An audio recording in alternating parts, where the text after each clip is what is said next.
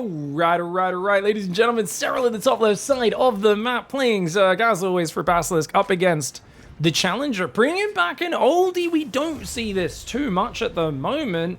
Team Liquid's Cure going for the 2-Rax Reaper. Might be because we just don't see as much Zerg versus Terran recently. I think people have been complaining about that, but realistically, I think we actually do.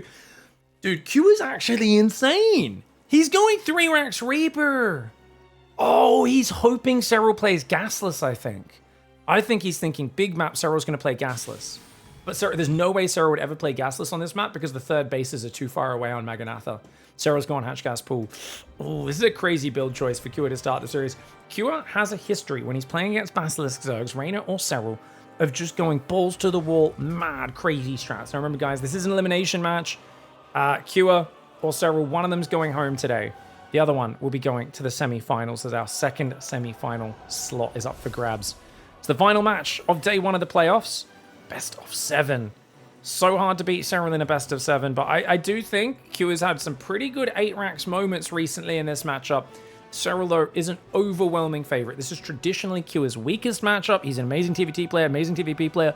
He's a very good TvT player. When he plays the top 2 or 3 Zergs, it is very hard for him to take them down. That being said, he's been taking some series off Dark.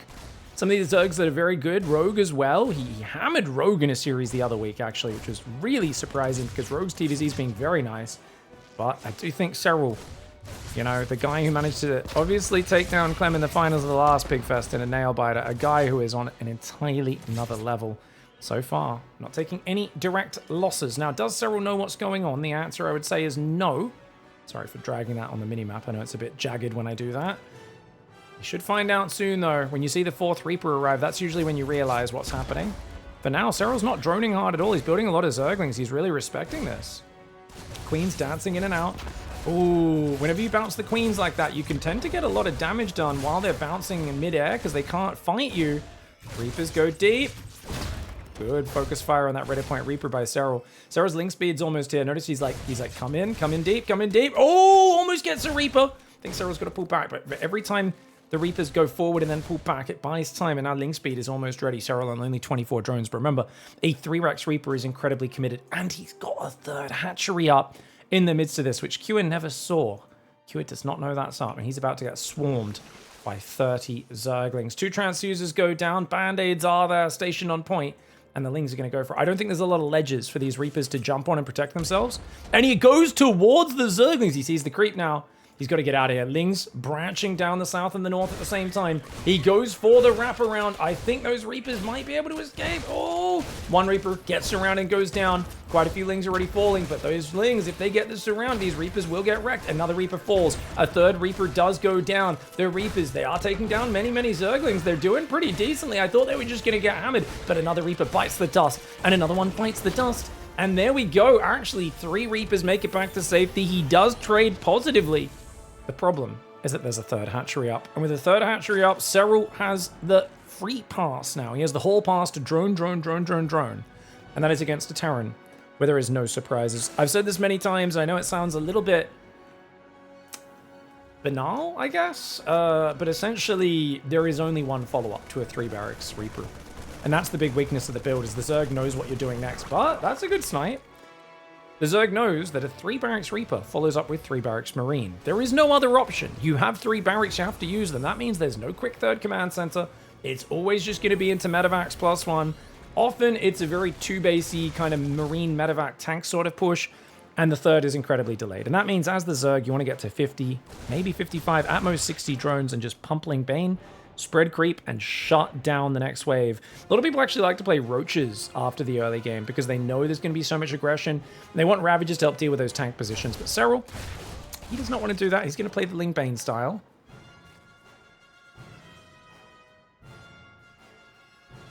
$45 drones against 37. There's an in-Zerg favor. Lots more Zerglings building. If Kua can get home with these units without getting swarmed, and then join up with the Medivacs, the combat shields, I actually think it's really good for him. Whoa! Okay, bit of a lag spike there, guys. That was quite a lag spike. Hopefully, it's just my computer or something. Oof. That didn't feel like a lag spike. Felt like a computer spike. Guess I'll close every non-essential program after this game to make sure that we don't have a crash. Don't think it's crashing, but you never know. Did restart my computer before we went live today. I was trying to make sure nothing's getting weird in there. Marine Reaper Medevac coming forward on this left side. 5 more drones are building. He's got a lot of Zerglings. 7 Banelings from the north, Lings from the right, Queen's coming in as well. Oh my lord! Oh my lord! Cure's face. Oh, he tried to focus the Banelings. He's like, oh, it's fine. I'll do a Beyond. Now, basically, there was 7 Banes. I think he focused 5 of them down before they connected. And the last 2 just went boom, boom. And they killed a good 20 Marines. I like the way Q kind of just licked his lips and was like, well, that's not what we wanted, man. And he's going 2 base solid. He's got 4th and 5th barracks, tanks, and libs on the way. But after that hold, if Q makes this look even vaguely competitive, I will be incredibly impressed. Serral's at that 60 drone count we talked about. That's the point where you don't really feel any pressure to build economy for a long time. You're happy to just massling Bane. You can see his forces are building. Baneling speed's on the way. Carapace is very delayed for Zerg in this situation, but Serral's got the worker advantage. He's also got 9 queens, which is a big sack of hit points. They can respread creep, they can transfuse, and move these queens up. Spread some creep there as well. Really nice job. Let's take control of the watchtower away from the Terran. Second Evo now has started melee as well. Here comes the push. 2 tanks, a lib, and a pack of Marines, but I don't think it's enough Marines to protect this. I think the Lings can swarm over the top. Second lib comes in. Oh, interesting tank position. Oh, I wasn't expecting that. I think he's like, okay, this creep's a problem. I gotta clear this before I can do the next step. And then he'll shuffle the tanks over here to the left. Could try to go tanks there, but I think that's a bit too easy to get surrounded. And look at this, Serral's already moving around the right side. I would love to see him poke a single Zergling. Oh, yeah, he doesn't give away what he's doing. But the Medevacs, he sends the Medevacs home. Q knows exactly what Serral's going to do here. And look at that. He's like, yeah, I'm going to reinforce my wall off with Depot. So even if you try to Banebust, this is good. We're going to reinforce with the Medevacs, but no chance to get it going. The tanks trying to focus the Banelings. They get overrun, and with no Medevacs there to pick up the Marines, Serel says, mate, where's your school buses? Where's your transports? Where's your evacs, mate? Oh, you sent those to go and get reinforcements. Big mistake, boy. That's the classic, guys. If you're defending a naval landing, your opponent only has a small navy, and you let them ferry half of their troops across, and then when the ships go back to get the other half, that's when you attack them. You're like, there is no way out of here. That's essentially what Serel did, and obviously with the numbers advantage he's got from the early game, this is a very one-sided dilemma. But that's what we expect, man. If you get that nice flank with and the Banelings landing, it's just these sort of builds. He could have picked up with his Medevacs. It would have been less damage Q it takes, but it still would have been incredibly hard. And this Beyond style tank lib push, very cute. So many queens, not enough to necessarily overpower that many libs. Once again, Serel sitting up the full surround. There was a period there where people got really lazy with their surrounds, but it's good to see Serel just taking his time to set up the exactly correct engagement. Tank shuffles forward, few Marines there, trying to bait Serel into the bad fight. Serel's just like, nah, I'll take it on my schedule. And not a second before. No more upgrades on the way for Terran, so he doesn't want to let +2 Carapace finish. It's still about 2 minutes away.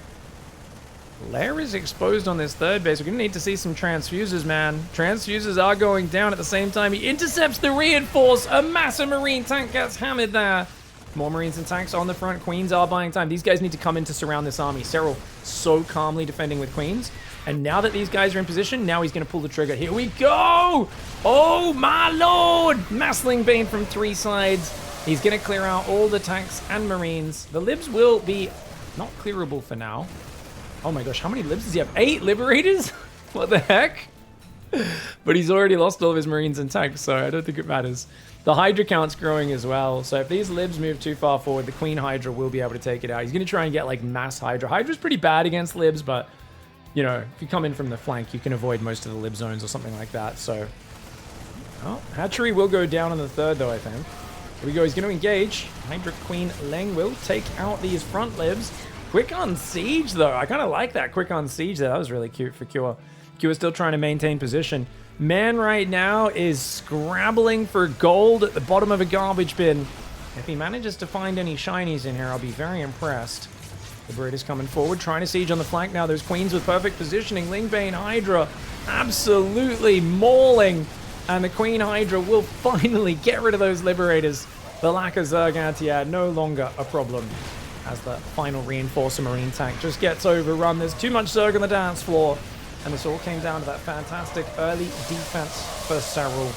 Cure doesn't have enough. Alright guys, Serrel on the bottom right side now with Torches. Hey, it's a rare game where Torches doesn't get vetoed. And check it out, guys. The left side of the map. The Ungirdled Healing Shrine. That's right, guys. It is the Healing Shrine with no Chastity Belt. No air blocker on this. I love it. The day the map came out, there was a Reddit post of someone going, oh, I like the new maps. And it was a picture of a battle cruiser healing up on this thing. They're like, I don't need to pull SCVs to heal my battle cruisers anymore. I can just teleport them to this thing and they'll heal up for free. Oh my. So yeah, really good for like ultras and stuff like that if they get wounded. If you're low on medevac juice, you can go stand your army. Protoss units can heal on it. Yeah. Carriers, motherships, whatever you want.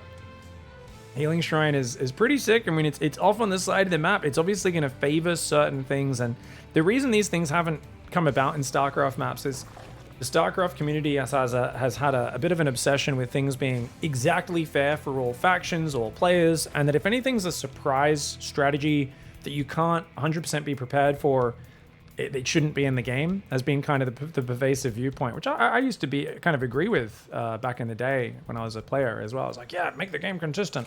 And these days I'm like, well, that creates less chances for fun surprises and crazy strats. So I like a few of these things getting mixed in. I think as long as you've always got some vetoes to cancel out some of them and avoid them, it could be good. Ooh, Serrel almost loses a drone. Remember, we're on US West now, which means Cure will have the micro advantage.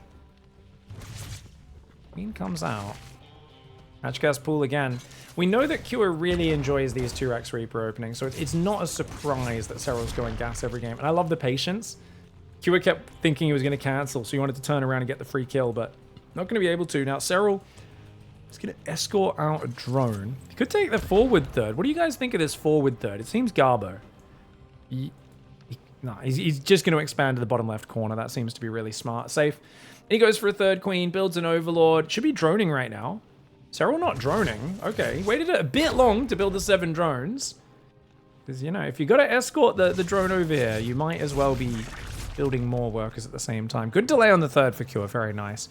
He's got his own third command center up. We're way ahead of Serrel. I wonder if Serrel opts for the quick second gas. Sometimes here, when people go, oh, I don't want to oversaturate my minerals, so I'll just take a second gas and then go like a bit earlier into tech. I don't particularly love it. Unless your third hatchery starts after 4 minutes, you know, has to be crazy delayed. I think just oversaturating the minerals is fine. You can even rally to this third base ahead of time, right? Even if they long distance mine a single trip, it's not the end of the world. Second barracks, so it's going to be a 2-1-1, 3cc 2-1-1, a very good build against Serrel. He's going to go Roachshore in his Serrel though. I wonder if he does a 1-1 Roachshore then. These sort of maps are kind of decent for a Nidus in the back door, but the main's not as big as El Dorado. El Dorado, it felt like it was a bit harder to get in the back of that main base. There's a lot of room though, isn't there? There's a lot of room around these edges. Wow. Queen's coming forward. 6 more drones on the way.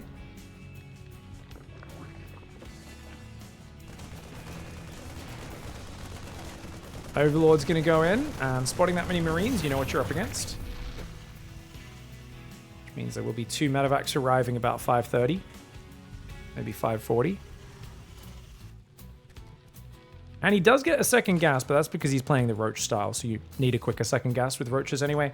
Lair goes down, single Evo to start. Serrel wants that fast carapace ability. Serrel's been so optimized lately. I remember talking to Lambo, and Lambo saying, you know, technically Zerg should always rush carapace and then add their second upgrade a bit later. But it's harder to remember both of your upgrades when they're on different timings. It takes a different level of detail in terms of your execution and your build and stuff, and most players are a bit too lazy to do it. And of course, it's the opposite of Serrel. Even if his second Evo is just 20 seconds later, he'll still split the Evo timings just to be as optimized as he can. Carapace starts, cancels the second Evo. What is that for? What? Did he? Oh, he forgot. I think he forgot he got the first one. Then he remembered it because he was a little late on starting Carapace, so he canceled it. He's trying to play single Evo right now. Now the double drop's going towards the main. Great creep spread on the right side. He hasn't cleared these minerals, which could be a real problem because now he's left it so late, tanks could siege up behind. That's probably fine though because he has Ravagers. If he was playing Ling Bane, a tank push behind the gold would be a real problem. Oh, do you really want to drop in Giga Chad range? Cure! Oh, ow, ow, wow. He could drop over here maybe, but a single Giga Chad Spore pushes that back nicely.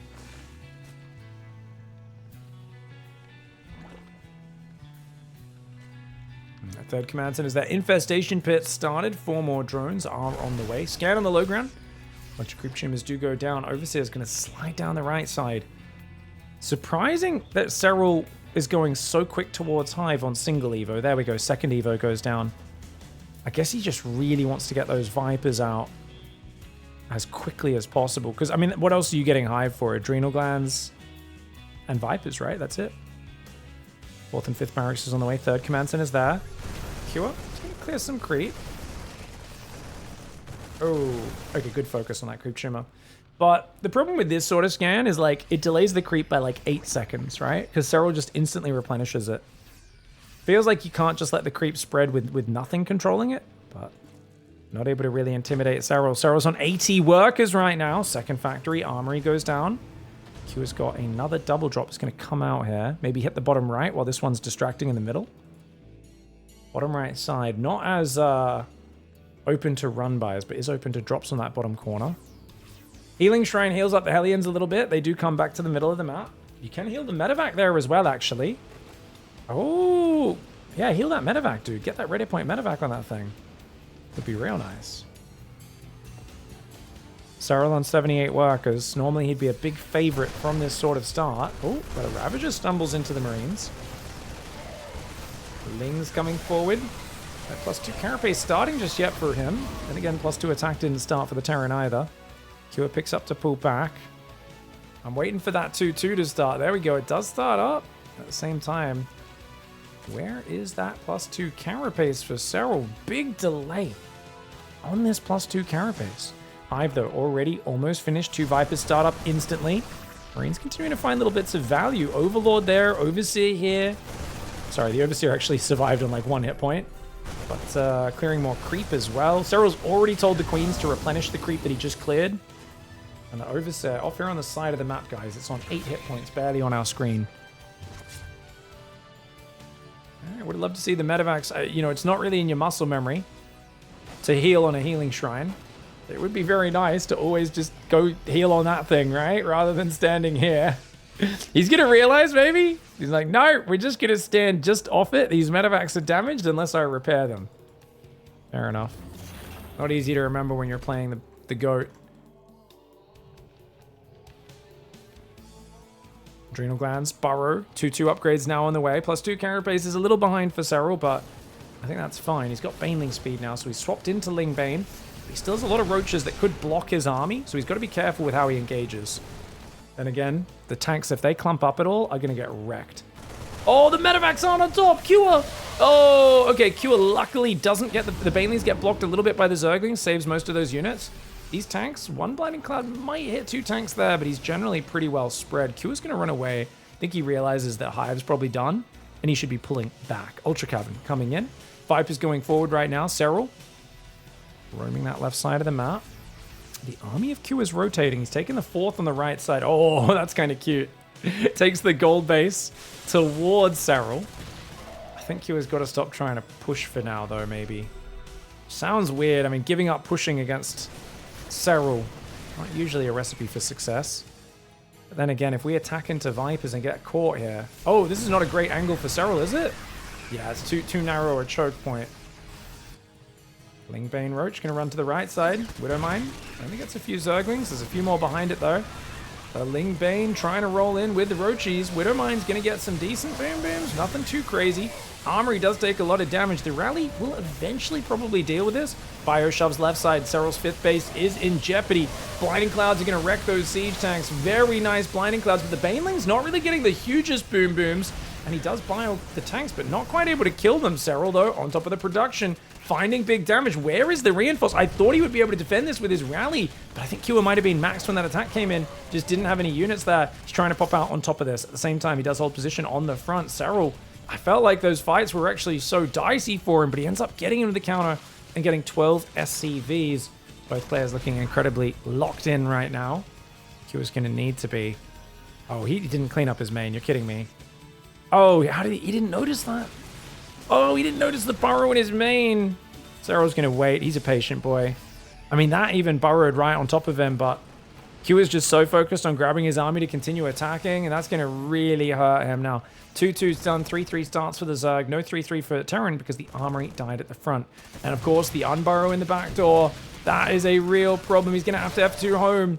Vipers are there on the front. I'd love to see more parasitic bombs getting peppered out on these medevacs. There's 12 of them, so it's going to take a while to lower the medevac count, but it could be very effective. Single Roach in the mineral line, guys. Roachus Maximus right there. Let's take out 2 SCVs. Burrows again just to force a scan. Nicely done.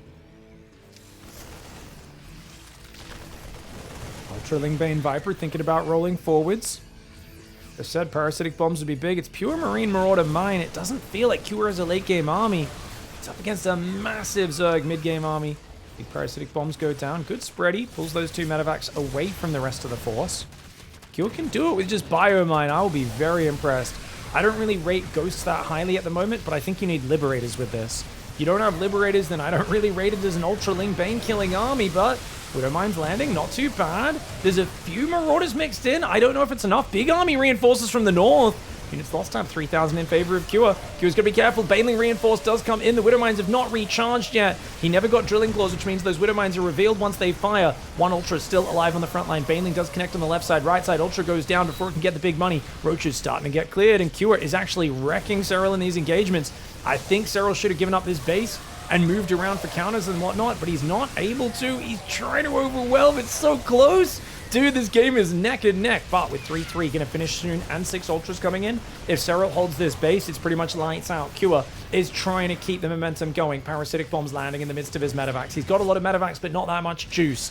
And once they run out of juice, your bio will be bleeding. Planetary is over there, established on the 5th base, but only 65 workers to 85. He needs good trades. Here comes the Ultra Bane, the bio pulling back. Widowmine's getting some good shots. Cure woke up on the good side of the bed today. He's playing very good StarCraft against the GOAT, one of the scariest Zerg versus Terran players in the world right now. The bio takes out the hatchery. He's adding libs, and this is a fantastic success for Cure. 5 base against 5 base. Serel transfers to the left. I think this is time to transfer his SCVs. Yeah, he's transferring out of his bases now. A little light on gas mining on that base, but he's got a bit more gas bank than minerals, so that makes sense. 3-3 is now done for Zerg. You do not want to fight for another minute until you're 40 seconds until your upgrades are finished. Biomine lib here. Oh, the double bio combo deal. Cure there gives Serel a combo. I think he's got to pull back and be a bit more respectful. There's an Infestor and 2 more Vipers on the way, so 4 Vipers and an Infestor. Going to be really powerful against the medevacs. Few ghosts are coming out. I think you want to have a sprinkling of ghosts to deal with spellcasters. But I do think Liberator Marauder is maybe not as optimal as Ghost, but it's more mobile, right? It's easier to push with that, whereas Ghosts are more of a stutter step behind your Planetary Fortress turret Widowmine setup and slowly break him down. Dude, Fungal Boy. Guys, Serral's going for the Fungal Boy. Fungal Boy on the left side. He gets scanned. He gets taken down. Nice move. But Ultra Baneling on the right says, taste my Ultra. Chew on my Baneling. Have fun with this bad boy. 13 SCVs in the Planetary. Lovely snipe. Marauder's going to try to stop him getting out of there. Baneling's, single Ultra run into that mineral line. It's going to go down.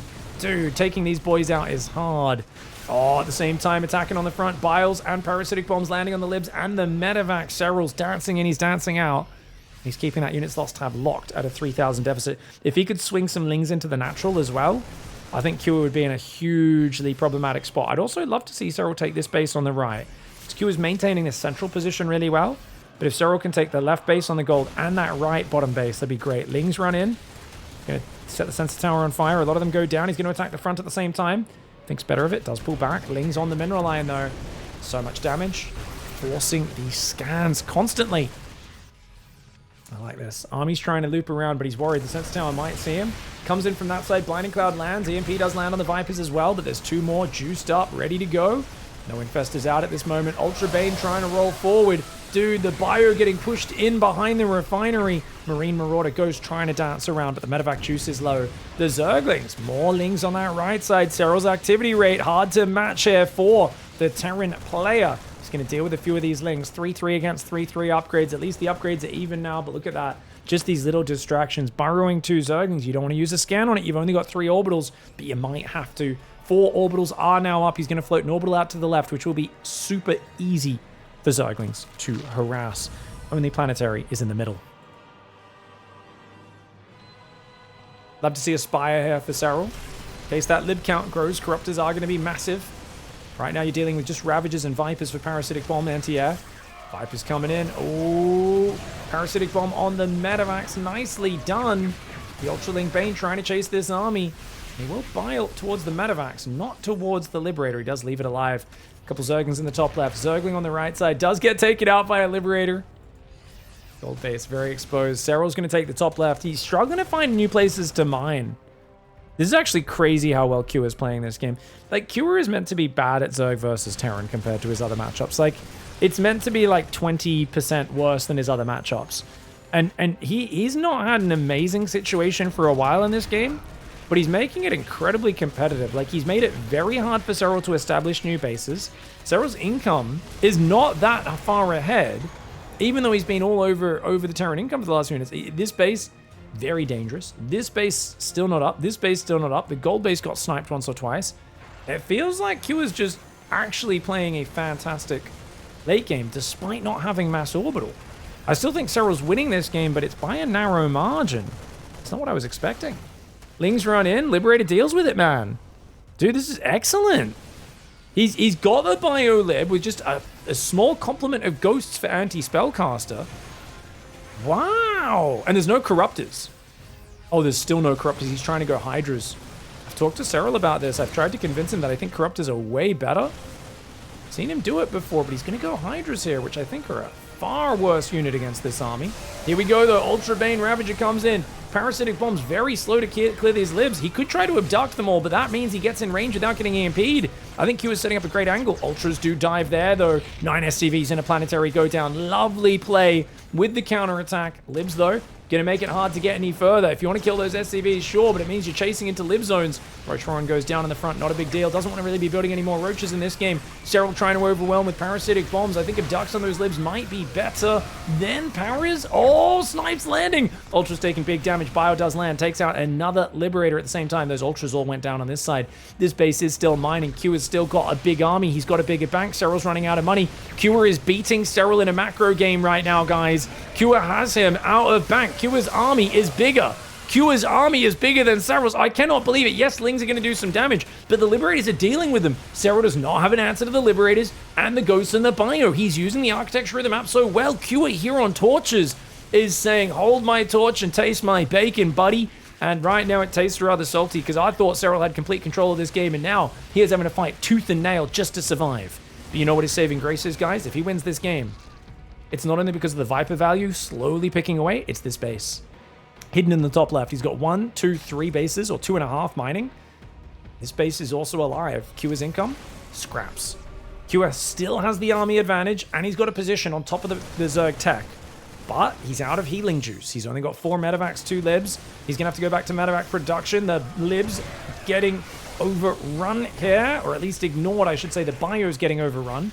But then the reinforcements come in. The Linkbane Ultra gets hammered. And that tech in the main base is in jeopardy. Hive's going to go down. Spawning Pool and Infestation Pit behind it are also under threat. Bio dancing back and forth. Counterattack, a good choice for Serel. He's got an Infestor there. If you come back to deal with him, with your army, he will trap you with Fungal. That's the bait that he's trying to set up. The trap that he's trying to set up. He's going to go left. With no Corruptors, it's hard to get rid of it. Oh, he finds the gold. Q quickly abandons ship, but he's already sniped the Spawning Pool. Infestation Pit's still up. He doesn't care too much about that, apparently. Lings on that side try to get in. Serrel goes to the left. He's going to be able to kill a few SCVs, but the Lib will make him pay a tax for it, so it's not free every time you do this. Still a decent trade for Serrel. Shutting down mining, incredibly important right now. 62 workers for Zerg, 24 for Terran. Honestly, if Q knew about this top right base and he stopped that mining right now, I would absolutely back him to win. But the longer he goes without realizing that, the more chance there is for Serrel to pull some downstairs, upside down magic. If this Infestor pops out of the inside out, the upside down, whatever you want to call it, and starts throwing green fungal spores all over these Terran units, and then the Ultras jump on top of the Ling Bane, There is 8 Ultras, there is 11 Banelings. That's a scary army. If this army is clumped and he gets caught by the Fungal Boy, everything could change in an instant. It is all about that one Infester, guys. It is the thing which I have a feeling Kua might have nightmares about, because he is winning this macro game, but one creepy Fungal Boy crawling underground behind him, stalking him, may seal the deal. Drone is there. This base getting jumped on. Viper's using parasitic bombs. He can't defend this base. Infester tries to creep up from behind, but he's got to be careful. Does Serel, dude. Same time on the right side, those Lings do burrow. Snipes land on some of these units. These Ghosts doing pretty well with the snipe. He snipes. Ghost baits him in. Serel was not watching. I don't think this is a purposeful engage for Serel, guys. Accidentally derps him with some Ultras. He's got to give this base up, dude. He's going to try and go for it. The Fungal Boy does not land the Fungal he was looking for. Not at all. The snipes are landing. These Ultras are taking big damage. Oh, the Ultras are going down. The Bio taking big damage as well, though. Can he land some more snipes? He tries. The Ultra gets on top, though. Interrupts the snipes. He has to pick up and get out of there. Big fight for Serel. At the same time, Lings run in and clear that base one more time, but 17 drones did just fall, and Serel effectively has almost no mining in Kua's head. Kua loses the gold base as well. Kua's like, well, I have no money, but I've got mules. I think I win. Long term, I should win because you have no money. Unfortunately, the top left base, the corner base. I spent 2 years screaming about corner bases as a commentator. I felt so ignored and not listened to. But there was one Omega nerd out there who said, you know what? Corner bases can be good. I think they are important in the late game. And that corner base is literally winning him this match. He became the best at it, man. I always think of that series. I think it was against Oliveira where he barely beat him in was it Dallas? The one where he took his corner base at like 8 minutes and then mined the whole thing out on Ghost River. I mean, Serel is an expert at stealing those bases. And once again, he might be pulling off an insane comeback with that secret little corner base, stealing the Terran's minerals, and just being so high on the activity level, the constant Ling run buys. Kua doesn't have the wherewithal to realize. I mean, he's got no time to check for it. By the way, I love this Widow mine up here. He's like, please mine these patches so I can kill you. Scans that base to clear out anything that's left there. Kua's army supply is not that far down, and like I said, dude, if he got rid of this base, Serral's mining is kind of garbo. Kua played an excellent StarCraft game. So impressive, man. Don't think I'll be doubting Kua's TVZ very often after the display that he's put on for us here. Units lost tab, 13,000 resource lost advantage. 45 drones have died to 119 SCVs. Man's lost a lot of economy this game. I'd say defending that economy has not been his strong suit. There's one thing we could criticize. Serral's going to dive the left again. Just says, no, you're not allowed to mine from here, bro. Parasitic bomb comes in on that lib. He's like, I want to get rid of this Liberator, man.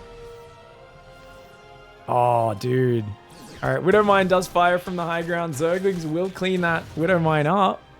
Fire's ready here. There's just not enough income, I don't think, for Kua, right? Even with the mules coming in off of the 4 orbitals, Serral's now got this base. He's got this base. That one's still half mining. These patches down here are almost completely gone. So it's basically a half base, a full base, and a full base in the top left. So if he gets this one back up and mining, it'd be very nice for him. Still lacking mobile anti-air. A couple of Corruptors would have been lovely, but they're so expensive. So, you know, I talk about Corruptors. The problem is you got to upgrade them as well. Otherwise, they're 0-0. It's kind of tough to get up to the point where you feel comfortable getting those. Serel taking down the top right mining as well. And I think he's now securing too much of a mining and supply lead. That top left base, dude, just giving him enough units to hang on. Parasitic bomb comes in there on the lib. Lings run in, Lings run out. Command center does lift up. Another 5 SCVs go down. Lings wreck the right side while he's distracted. And this is just excellent value. Every depot that goes down, if Kua does eventually get back up in economy and supply, he's going to have to rebuild every depot, which is 100 minerals per pop. Damn, Kua played such a good game, dude. I thought Serel had control of the mid game. The fact that Kua fought back in a game where Serel just had a good opening, had control of the mid game. I know I keep saying it, but I'm just, you know, you're such an underdog here. And I'm not saying he can't win the series. I just didn't think he'd be winning games like this. And this is kind of a game where I don't even count this as like, well, Serel just overwhelmed you. It's like, if he knew about that top left base, totally different outcome. Like skill for skill. Just one thing he missed in the midst of everything. What a close battle. The last Ghost will get overrun. Far too many Zerg units. The Swarm has found their mark. And that is just a beautiful game 2 comeback for Serel. Dude, that push down the right side through the middle of the map, so hard to deal with. I really hope Kua hits the rewind button, because when he realizes how long that base was mining, if he looks up here and goes, wait, there's mineral patches missing here? How long was this mining? GG. All right, guys, let's go. We got Serel down here in the bottom left side of the map. Q in the top right. Gonna be that early extractor trick to get out that 15 overlord. Serel going 16 hatchery. No, 16 pool. Hello. A lot of Terrans have been proxy 3-raxing up here. Yesterday, Rainer got himself a very nice map win by going for a pool first 6 Zergling. And hey, you can just do the pressure if they don't SCV scout, potentially kill a bunch of SCVs, mess up the entire build order. Or you could just do it Serral style and just build 2 Zerglings and just do it as the ultimate safe helmet Zerg. You know, like, just got to put on my bike helmet just in case. Go pool first. I doubt it. I think he'll go 6 lings, surely. Yeah, he's saving lava. So he will go 6 Zerglings after that pool finishes. And question is this SCV going to scout or is he going to build the command center? He's rallying another. He's going to scout. So it's 1 SCV builds the command center, 1 goes to scout, and that's very good for Kua. Because when he sees that hatchery, he's going to run home, keep the Reaper at home, and that's going to keep him very safe. So very fortunate for him. It's not just a helmet pig, this is a helmet and full body armor. Yeah, you guys are probably right in that regard.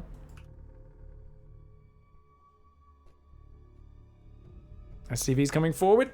Doesn't see the lings moving out, so he's not going to know for sure that it's 6 lings. He's going to see that hatchery timing. And what's he... You should just go home, right? There's no reason to block a 3rd here.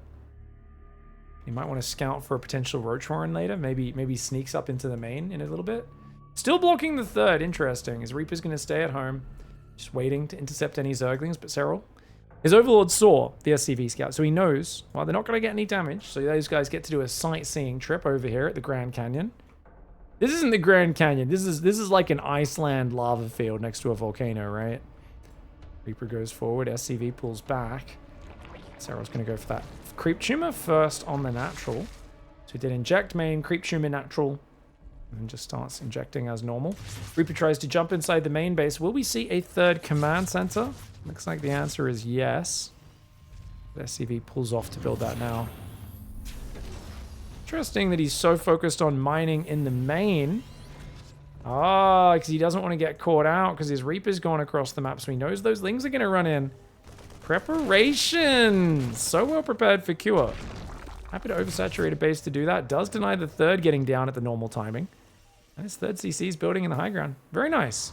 I think with a Hellion out now as well, you can just swap over, pull the SCVs to the natural. You're going to see he's going to lower that depot momentarily and move on down. Very cautious play for Kua to start this game, guys. Well, Serral's been very annoying, hiding those Zerglings. They've gone back to have another sightseeing trip up there. He's like, damn it, where are these lings? All right, finally he's transferring out. Serral on the other side. Ling speed's finished up. He's back on gas. Will we see Roaches or Banelings? It feels like a Baneling game to me. I don't know why, but it just does. If he stops building Queens and go... Okay, yep. It's going to go Roach Warren. Now, Leylines is an interesting map because you do have some really nice ledges on these edges and that sort of thing. I also don't think it's too hard to defend a Roach All-In. But if the Roach All-In catches your opponent off guard, it definitely can find the mark. Oh, look at that. Pulls back the depot. Serral, or the Zergling, gets the depot and SCV. Actually, he didn't get the SCV, just the depot, sorry. So he kills the depot. SCV survives. Sacrifices a few lings for it, though. It's not cheap. Not many units at home, but is there enough? Some lings just popped out. Oh, very nice for Serral. Gets himself a Hellion, and can he get another one? Oh, chases a little bit too far. Does get the Reaper before pulling back. Lair starts up against the Hellion Banshee of Kua. So Kua's opening pretty vanilla now. He just played super safe against the early Zerglings. He's going to go 3CC. Should be building in the depot here momentarily. Double engineering bay is going to go down after the 3 barracks, of course. Very standard stuff for Kua. Now, because he's gone Banshee, that costs a lot of gas. So he takes the 3rd and 4th gases. The 4 engineering bay, as otherwise he's going to be super gas starved. Serral's so active with his Zerglings today, just being really annoying. Puts your opponent on notice. Evo Chamber number 1 goes down nice and early. Once again, he wants that Carapace. He wants that Pack-a-Roach Ravager with Corrosive Bile to deal with early tank pushes. And he wants to go into Lingbane Hive almost certainly.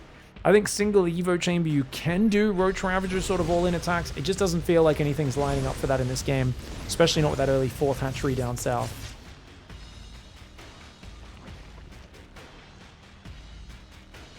How good was Flash in GSL? Oh, I don't think he ever did well in GSL. He made it to the finals of IM New York, I want to say, against Sue, I think. Oh, not Sue, no. Maybe the semifinals? I think he might have made it to the finals of one tournament.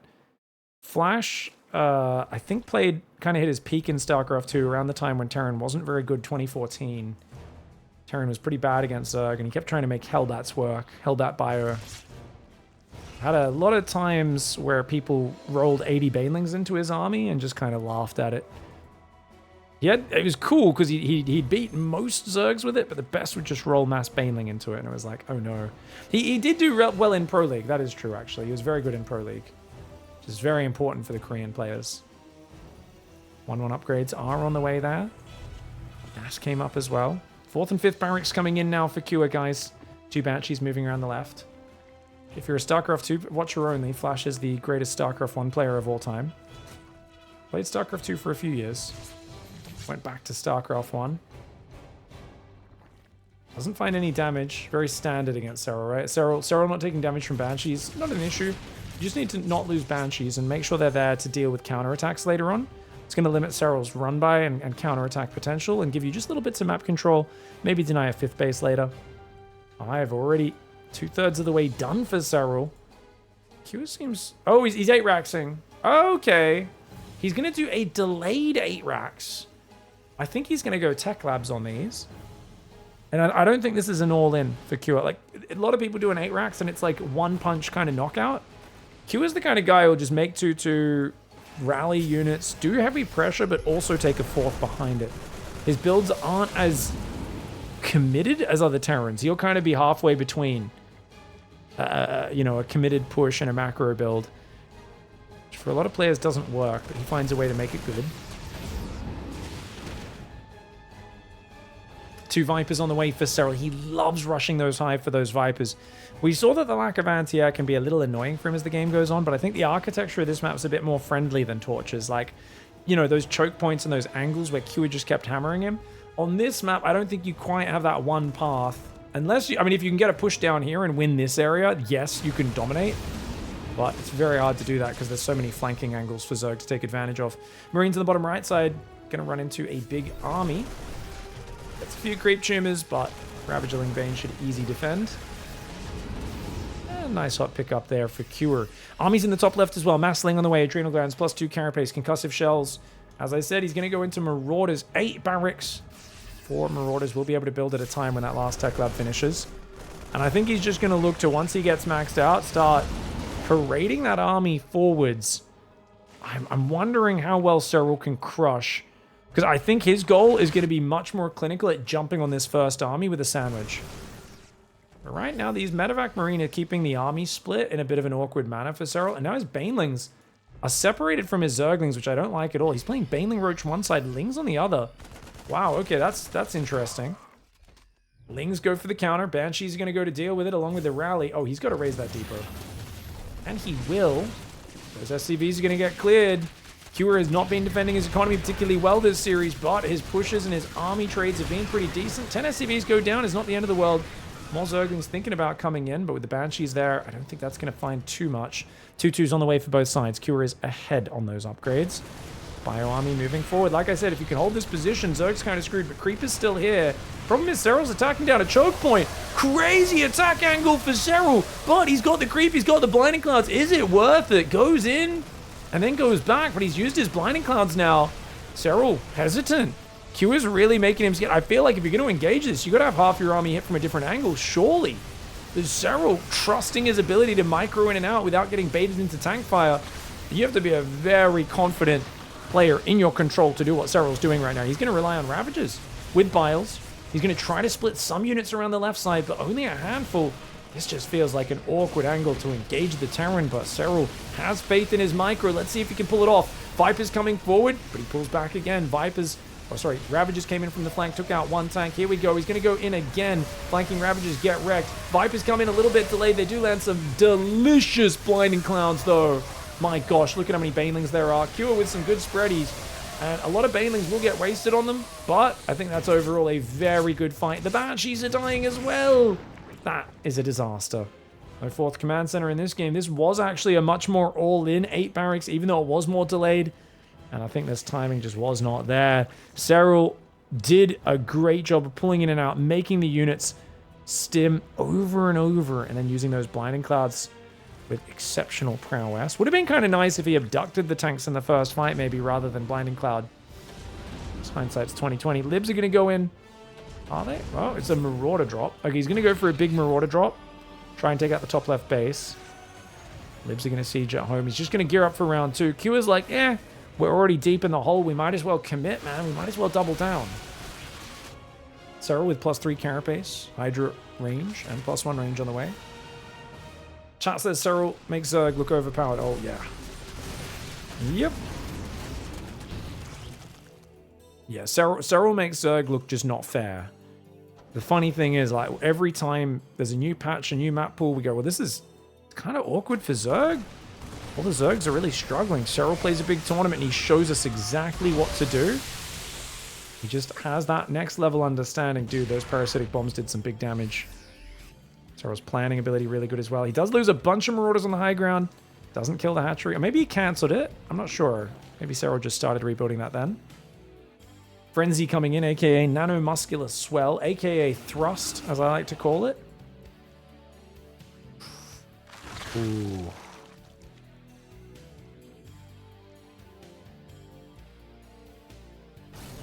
Alright, Tank Biolib coming forwards. We've got a 4th command center there as well. +3 attack on the way for the Terran Bio, but +3 carapace is miles ahead. And I think for Cure, you're floating your main out here. You're looking for one big Hypermax. And basically, what does Serrel's advantage give him when you're both maxed out? Well, the answer is 4,000 Banelings, guys. And this really is basic. Cure has to be 3 times more cost efficient. Can he do it? Here we go. Massive engage for Serrel. There's so many Marauders. The Zergling's doing really well. Baneling's trying to find a Marine Marauder on the right side. Biles do take out a few Liberators. 1 or 2 go down. But I think this is a more than good enough trade for a very rich Serrel. The Massling Bane rolls in. The Biles take out another Liberator. Cure, of course, when his first attack didn't work, was deep down the hole. Tried to build up to another wave, but Serrel doesn't let him get there. GG, well played.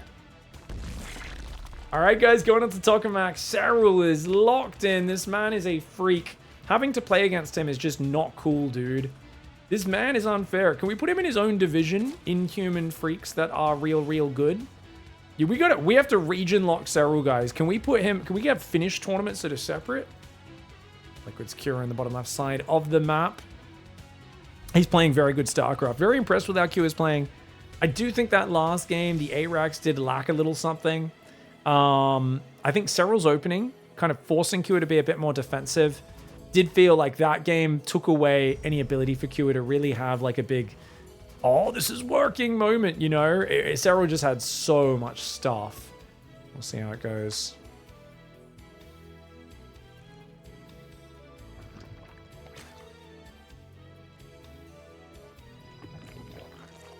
Got the gas and the pool there as well. Hatchery on the left side.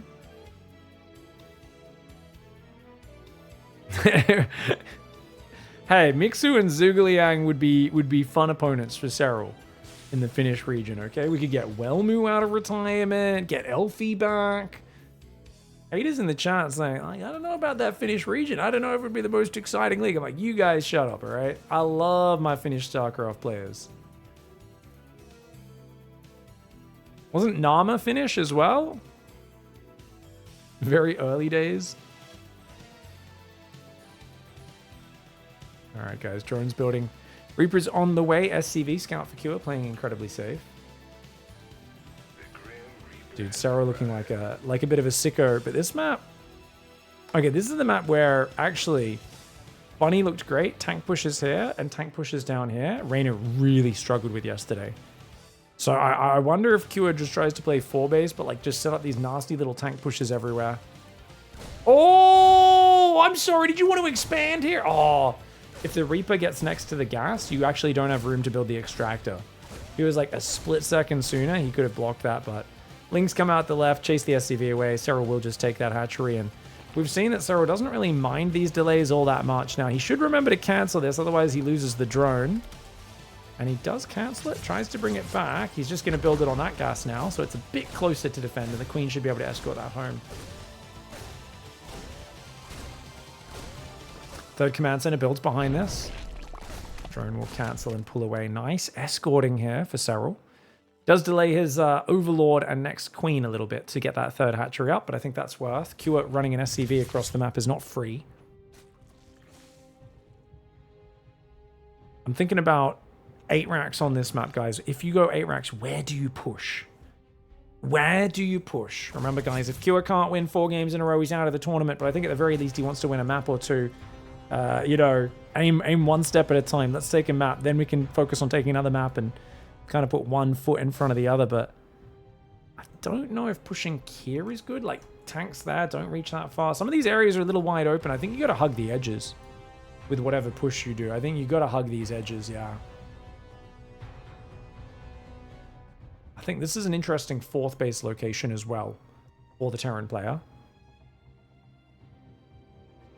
Now, Serrel did struggle with the libs a little bit. I do think if you go 4 base, I wonder if there is like a, hey, let's just drown them in Liberator's style, because the Zergs are always so late to anti-air off these Ravager openings. Then again, what if Serrel just goes Ling Bane here? Right, Serrel's been loving his Roach builds. Feels like him, by doing so many Roach builds against Clem over the last few years, has really changed the meta. So many people open up with the safety Roach now, especially with how good all the 8 racks builds got. Oliveira.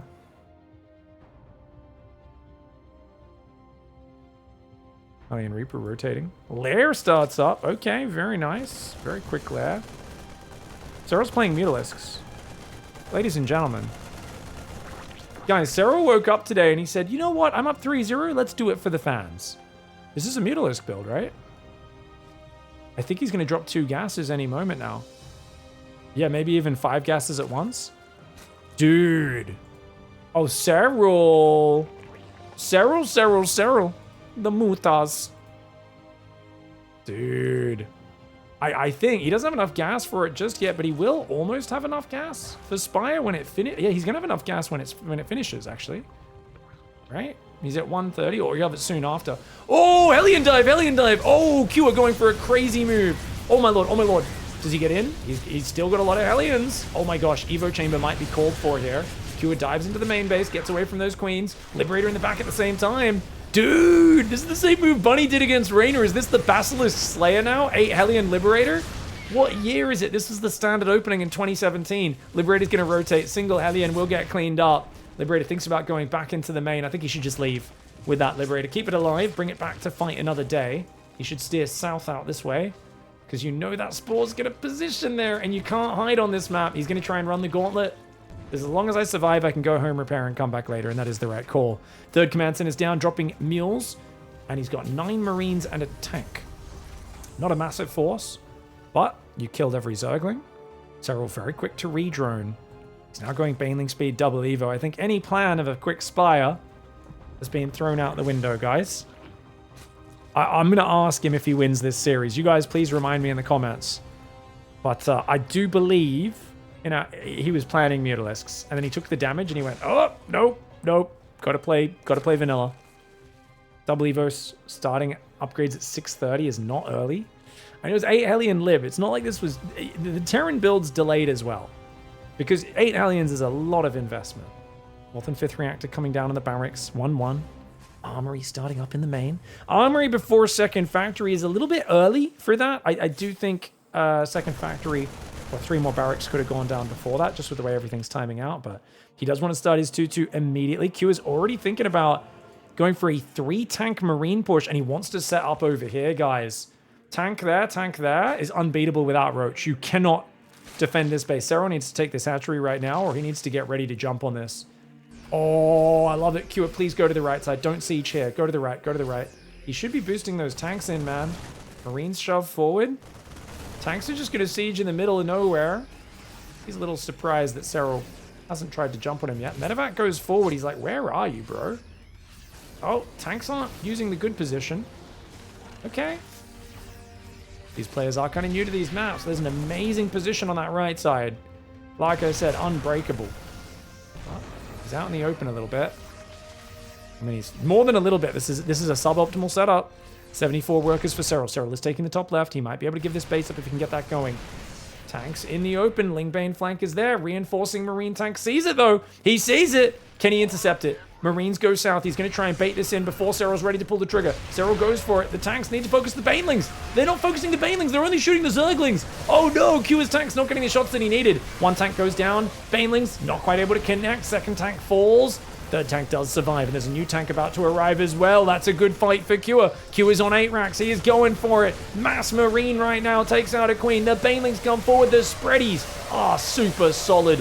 Only a few Marines go down, and Serrel cannot hang on. 8 Hellions into a Liberator, into a Marine tank, 8 racks, and that there is the pain of a Zerg who wanted to win 4-0 and just got denied. And Basilisk, Serrel on the bottom left side. Q in the top left. Dude, I'm so interested to see where this game goes now, because we're on Persephone. You got another healing shrine, this time on the right side. This time air units can't heal on it.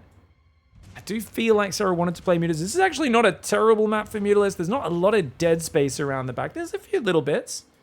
I think it's a decent Muta option with the length of the map, but I would imagine Serrel probably goes back to the Roach game. You know, it might be time for Serrel to try and all in. Actually, on this map, we might see him do... His main base is really big. Nidus Worm down there seems tempting, doesn't it, guys? Maybe Nidus there, or like over here, maybe? I don't know. I feel like a Roach Ravager all in could be nice. Like, Terran's going to take this front third, and if you break those rocks and come in from both sides, that's pretty big, pretty decent arc on this base. Tanks from the high ground could defend you reasonably well, though. Definitely, I think it's the right point in this series for Serrel to throw a pretty committed attack at Q. Just like, if you think about it in terms of like, okay, you don't want to just settle into doing the same thing too many times. And Serrel showed, you know, many times he's got a lot of good timing attacks up his sleeve.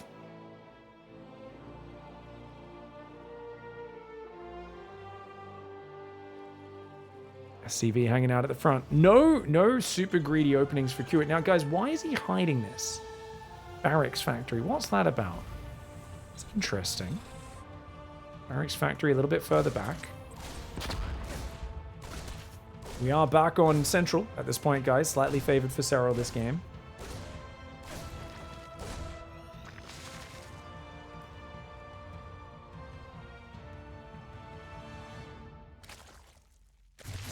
Ooh, Reaper does bounce the Queen there. Queen's gonna try and now escort out to the third base. Drone does pull out. Yeah, you don't want to take the front third. Front third's a bit exposed on this map. I think if you expand third here, go fourth in the bottom right corner, maybe even. Actually, if you take this third, you kind of need to take the fourth in the bottom right, don't you guys? Because you're gonna have really delayed creep in this direction if you don't take your third out here. So, yeah, interesting. Ling Speed. He's waiting for Ling Speed to finish. Then these 4 Zerglings will consider poking in, seeing if they can find some damage. Starport goes down. He's building Hellions. And making Marines. Interesting. Why would you make extra Marines right now, guys? It could be for safety. It could be because he's planning like a weird Hellbat timing. Maybe just wants to deny information a little bit. Or because there's a barracks, not a starport. That's why it's the second barracks. All right, that makes sense. I was like, this is so weird. But yeah, that was not a starport he was building. Hey, touches himself up quickly on the healing shrine. I love that. Steps into it for a second, and the Zerglings being so low on hit points, even at max, that they heal up almost instantly. Beautiful little edges of the map, guys. We've got some nice waterfalls coming out over here on Persephone. Second barracks pumping. Roach Warren is going to be going down. So it's Roaches against 3cc, 2-1-1. A familiar setup. I think this is exactly what they played on Torches, right? I think that was a 2-1-1 as well. And of course, that kind of cascaded just into constant Terran aggression. Kua kept getting his bases cleared of workers and just refused to defend and focused on attacking, and it allowed him to get some really good positions.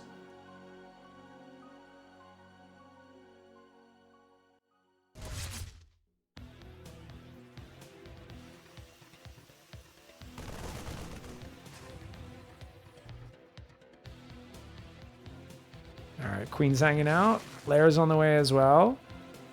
I imagine we'll be seeing the single Evo Carapace pretty soon. I think about 510 would be fine for that. Extra gas is going down for Serel as well. Double Engineering Bay at 5 minutes. Let's compare that to the single Evo of Serel. Yeah, really similar timings. So that Carapace keeping up pace with the Terran upgrades is such a big part of this for Serel. And if he can make sure he doesn't forget it, because remember, he forgot it. He was a little slow on +1 and then +2 in the game on Torches. That'll make a big difference. And it is 4th hatchery in the bottom right side. Now, keep in mind, this is a funny base, guys, because it's got acceleration zones all down the right side of the map. Units move way faster in here. So sometimes the Terran can, like, dart in there, kill your base, and then run away. And it's just like, they're gone. They get there in a flash. They leave in a flash. It's kind of wild. Someone realized Serral's headphones aren't on straight. He does have a very interesting headphone pose, yeah. He kind of angrily was like adjusting them and tussling his hair when we had the observer lag out at the start of this game, and seems to not care about fixing them. Guys, infestation went up at 550 super early. Queen Roach is going to move to that bottom right. I said, if these guys stim, look at how fast they are without stimming.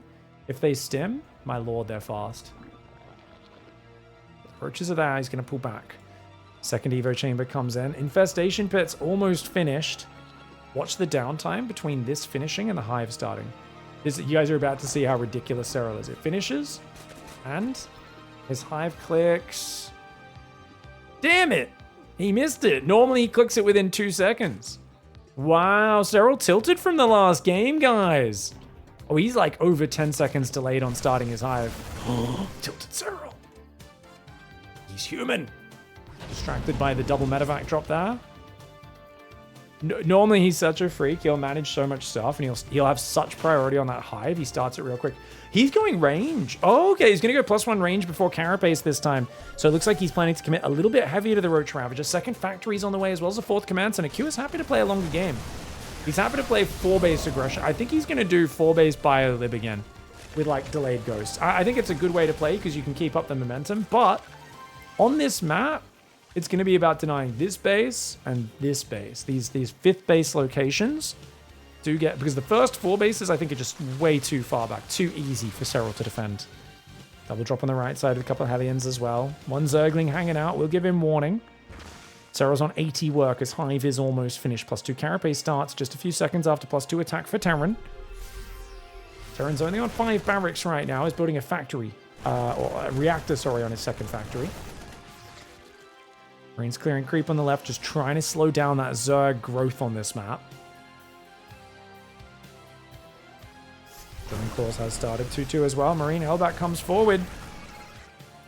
Roach Ravager Zergling tries to gather up. The Vipers are on the way. Viper's such a big part of this defense. But look at this. Q is setting up for the long game. Plating, concussive shells, drilling claws. 3 more barracks that are going to add tech lab production for the Marauders. It really feels like Q is content to play a longer game. I would not be surprised to see a 5th command center go down in the next 30 seconds. Yeah, even before he's maxed, he might do that. But I think he does feel a bit of urgency to get aggressive in the near future, as he accidentally pulled every SCV off that base. Not sure how that happened. Hellbats do get caught in the acceleration zone. Speedy Roaches and Lings running around this map. +1 range finishes. Keep an eye on how quick he is to... Wow, very fast to start melee. Hydrogen's coming in. Swap in a Hydraling Bane. As his Roach Ravager count thins out. 80 drones to 77. Terran arriving on the front. If he can hold this ridgeline, it's going to be a big step up for Cure. He's got 4 tanks. Spreading them out very deep towards the Zerg territory. It's only 4 Ravagers here, but the Vipers. Vipers are big. 2 Vipers juiced up. One of them on max energy, one of them on 180. Massling counterattack on the left side. Ain't going to do anything. Marines and mines are there, but it forces him to look away. We'll see how quick Kua reacts. Blinding Cloud comes in. Mass Banelings on the left side. Watch out for those Widow Mines. Lots of Widow Mines there. Serrel semi-spreads his units, does take out 2 tanks, and then withdraws. I think that's the right call. If he kept chasing, that could have got very dicey, but takes out a bunch of core units at the same time. Zerglings run in for the counter, get cleaned up. Units lost tab, 800 in favor of Kua. Kua clumps his whole army on the front like a mad dog. I mean, that is really dangerous right now. To just unsiege and just march forward, he is showing so little respect for Serrel right now, and that's what got him such a good position on torches, but man, one good Baneling hit on these Marines could change everything. He's going to intercept the reinforcements up there. Serrel pulls back on the front while these guys go for the rally. Good Widow Mines, though, and that's a really nice cleanup there for Mr. Kua. Gets rid of those units, at least pushes them away for now. He's got this kind of parade marching forward. Serrel is not maxed out. Kua is right now. Lurkaden and Hydra upgrades. It feels like a really awkward spot. Serrel's on the NA comp. The NA comp, guys, NA stands for North America. Often considered the region where people don't play builds, they just do things. And one of their favorite things is to go Lingbane, Roach Ravager, Hydra, because it's basically the most confused army ever, and it's split between 2 different upgrade sets. The Roaches block the Lings and the Banes. The Hydras kind of come in late without all the upgrades. It's really expensive to get into this. We'll see if Serrel can survive this onslaught, because this is a scary moment in the transition period where he hasn't made it into Lurkers yet. His Vipers are giving him some nice support, but he's got to avoid chasing into Tank Mine. It's a really hard comp to deal with, this Terran army, once they've got the Marauders mixed in, which now he does clean up a tank. Good abduct there, but the Vipers are out of juice for a little while. Baneling roll by. Only gets 4 SCVs, unfortunately, there for Serrel. He's going to split some army to the right side. Will he be able to deal with it? It's mostly Lings with a few Banes now coming in. Can he get the Widow Mines? Oh, very nice. Got 2 Widow Mines. Really well done. Kua, though, not giving Serrel any respect or any room to breathe. The Hydras are now coming in. Do the Hydras actually have the upgrades? Yes, they do. And 2-3 on the way for the range units. Only +1 melee in this game. No third Evo chamber. Bio pushing the left side. Oh, it's a big fight. There's a Fungal Boy behind it, though. That Fungal Boy could be big. He unloads. Doesn't get the most massive Fungal. It's decent. The Roach Ravager, Hydraling Bane, though, it looks like they have the numbers. The Infested does get focused, picks up, and tries to get out of there. But a great fight for Serrel. I say, as I bring up the units lost tab, it says he's 3,000 behind, but it felt like he traded pretty well. Does now have 6 bases up. Terran is floating their 5th command center out while building a 6th. Nidus Worm's on the way as well. Bio dropping behind this base. EPM for both players is off the charts. 500 average for Serrel, 340 for Kua. Kua normally not considered a guy who can keep up with the best in this matchup in the multitasking, but today he is saying as long as I don't take a step back and keep attacking, I absolutely can. Does pick up on that right side. His bio push on the left, going to remove the 6th base of Serrel. 5 base first, 5 base. That's the situation that he created for himself on torches. It's what led to his success there. One medevac just got shot down by Hydras, guys. The other one did escape with only a few units inside. Nidus Worm is now up. It's here, very close to the Terran army, but he throws it in the back of the base. Let's go to Kua's vision, guys. Does he see it? He sees. He just looked at his main, but I don't know if he's watching. Yes, he is. He's got units there. Sends them back. Well done. Kua's going to rotate now to pushing this right side of the map. Nidus Worm still going to pop units out. Oh, okay. That's not what I was expecting. But are there any libs out? There's only 1 lib on the map. He's going to need more libs to deal with that. Libs and tanks. Serrel getting inside the main. Serrel jumping on top of the army at the front. Widow Mines aren't quite burrowed. Bio trying to spread back. Serrel with an off-creep ambush. Will it pay off? Great reaction there by Mr. Kua. That could have been a game-ending disaster. Distracted by the barracks. Getting cleared in his main. The armory is taking damage as well. +3 carapace is now finished for Zerg. Serrel inches forward. The ghosts are going to try and clean it up. Cleaning up lurkers with ghosts. It's like cleaning up vomit with your bare hands. It can get the job done technically, but it's always very messy.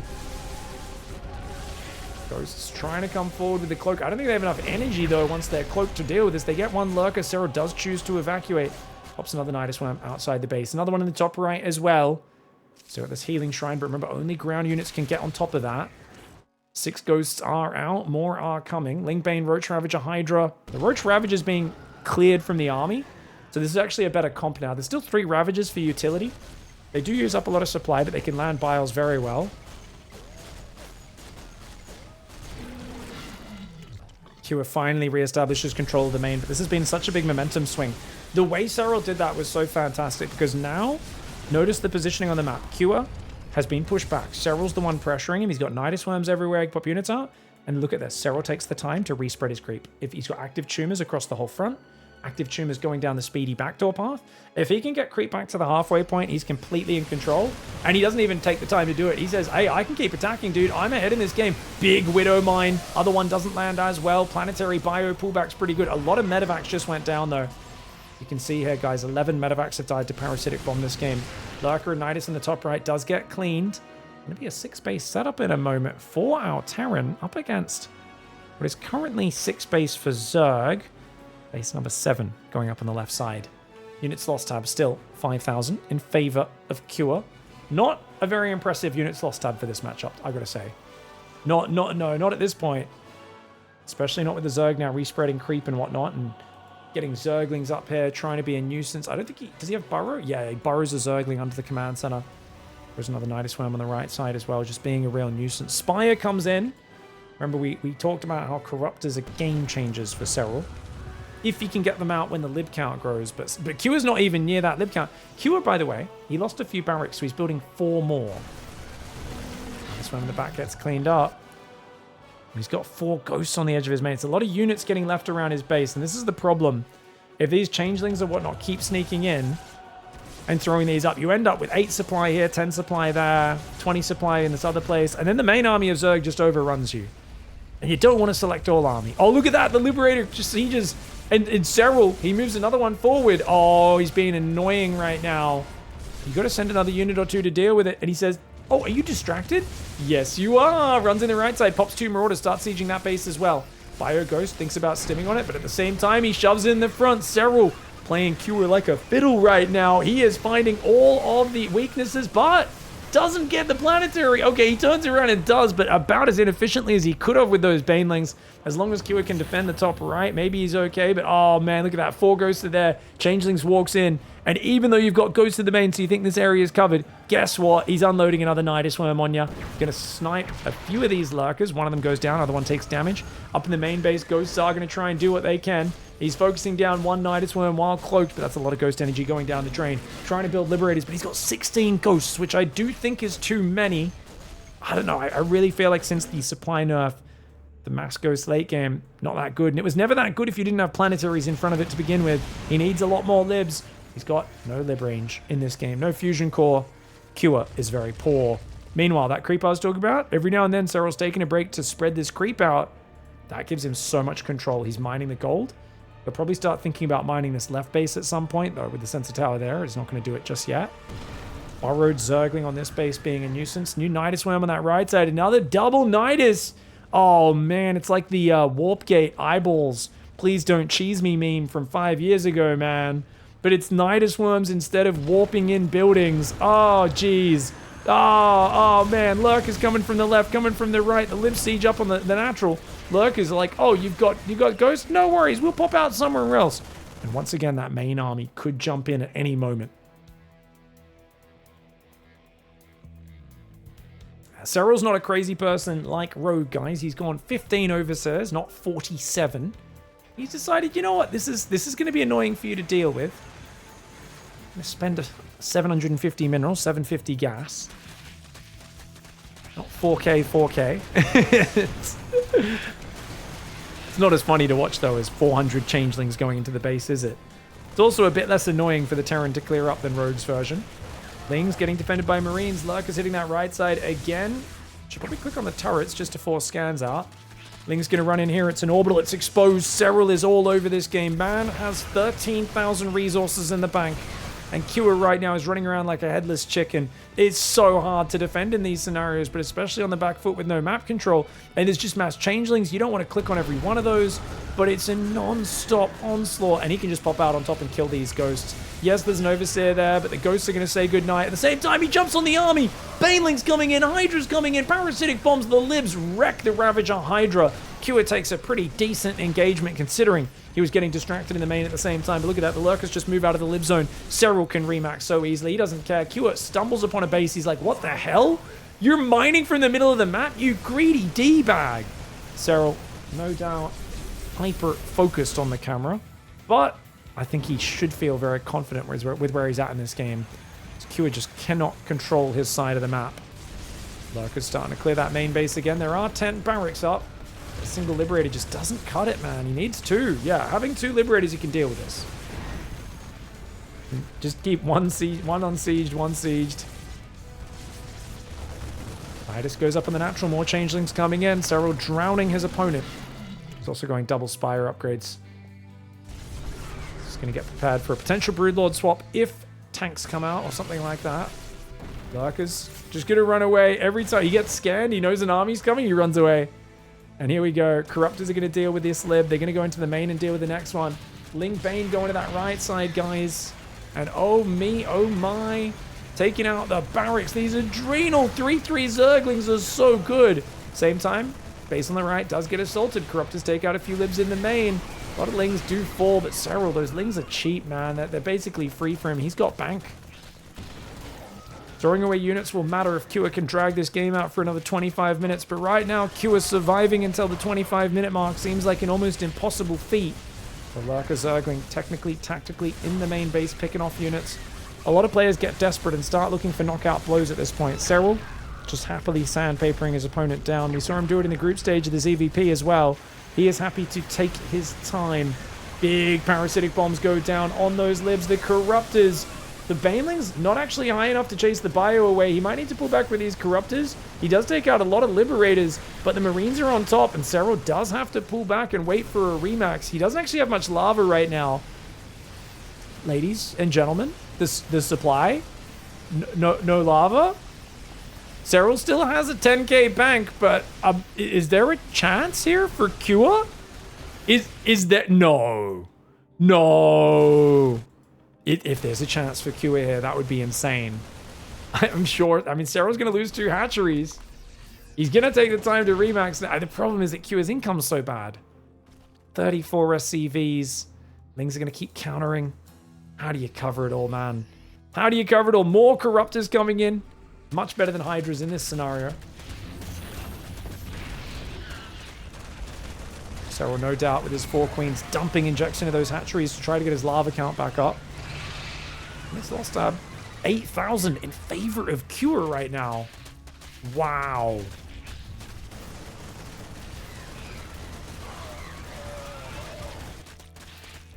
Oh no, Kua unable to get it up on the right side. Planetary does get taken down. He's just too busy dealing with this activity. Serrel's activity rate is so high, man. Ling's running the top right, cancel another planetary. This time it does lift off, so at least it doesn't die.